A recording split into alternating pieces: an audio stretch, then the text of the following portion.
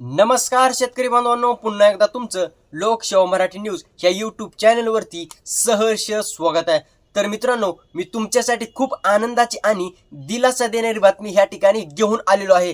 तर मित्रांनो, ती बातमी ऐकल्यावर तुम्ही खरंच आनंदाने नाचू लागताल। तर मित्रांनो, चला ती बातमी काय आहे सविस्तर पाहू।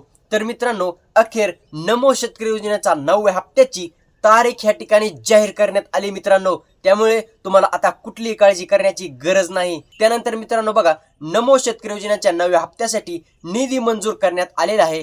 तर मित्रांनो, पण हा हप्ता नेमका शेतकऱ्यांच्या खात्यात कधी जमा होणार, हा सर्व शेतकऱ्यांना हा प्रश्न पडलेला आहे। तर मित्रांनो, त्याचं उत्तर या व्हिडिओच्या माध्यमातून आपण सर्व प्रश्नांची उत्तरं देणार आहेत। त्यामुळे व्हिडिओ शेवटपर्यंत पाहायला विसरू नका। तर मित्रांनो बघा, आता सर्वात महत्त्वाची गोष्ट म्हणजे राज्य सरकारने या हप्त्यासाठी काही नियम आणि अटी लागू केल्या आहेत। जसं की तुम्ही फार्मर आयडी काढली नसेल तर तात्काळ फार्मर आयडी काढून घ्या, कारण फार्मर आयडी शिवाय तुम्हाला या योजनेचा हप्ता मिळू शकणार नाही, कारण या योजनेतून तुम्हाला वगळण्यात येऊ शकतं।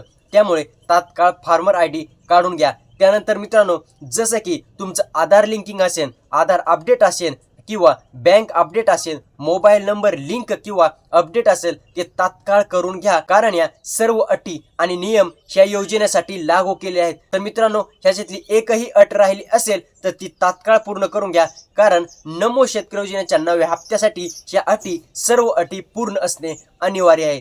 तर मित्रांनो बघा, आता तुमच्यासाठी एक महत्त्वाची आनंदाची बातमी म्हणजे जर तुम्हाला 8वा हप्ता तुमच्या ई-केवायसी न केल्यामुळे मिळालेला नसेल, तर तुम्ही ह्या आताच्या कालावधीमध्ये जर ई-केवायसी पूर्ण केली असेल तर तुम्हाला नमो शेतकरी योजनेचा 9वा हप्ता आणि नमो शेतकरी योजनेचा 8वा हप्ता हे दोन्ही हप्ते एकत्र मिळणार। म्हणजे तुम्हाला 8व्या आणि 9व्या हप्त्याचे मिळून 4,000 रुपये एकाच दिवशी थेट तुमच्या बँक खात्यात जमा केले जाणार आहेत। त्यानंतर मित्रांनो बघा, सरकारने या योजनेसाठी सुमारे 1300 कोटी रुपयांच्या निधीला मंजुरी दिली आहे मित्रांनो।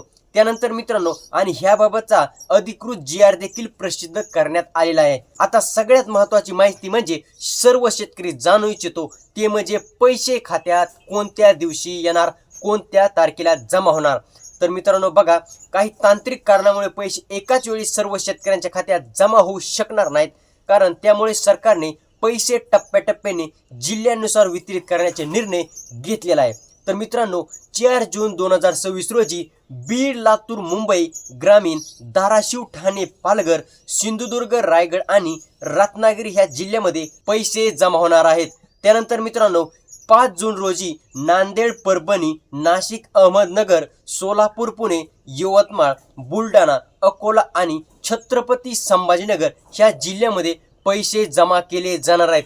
त्यानंतर मित्रांनो, 6 जून रोजी नंदुरबार, धुळे, वर्धा, कोल्हापूर, सांगली, त्यानंतर मित्रांनो बघा, या सर्व शेतकऱ्यांच्या खात्यात, या सर्व जिल्ह्यातील शेतकऱ्यांच्या खात्यात 6 जून 2026 रोजी हे पैसे जमा केले जाणार आहे। त्यानंतर मित्रांनो बघा, 7 जून 2000 रोजी नंदुरबार, धुळे, वर्धा, कोल्हापूर, सांगली, नागपूर, अमरावती, हिंगोली आणि गडचिरोली या जिल्ह्यामध्ये हप्ता वितरित केला जाणार आहे।